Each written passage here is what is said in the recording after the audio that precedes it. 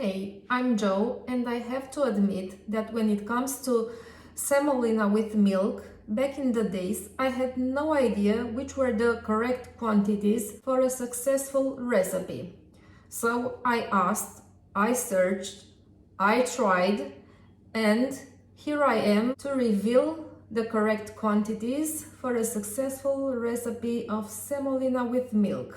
This being said, let me just tell you that you need 3 spoons of semolina and 250 milliliters of milk. There's a secret for this recipe, and that is you put everything in the pot from the start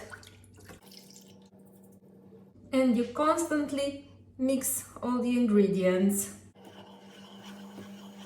You know you are done mixing and the semolina is ready when the composition easily removes from the walls of the pot. This whole dish takes about 3-5 minutes, so it's very easy and fast to prepare. Wish this was useful for you. I invite you to subscribe to my channel, turn on the notifications, and keep in touch.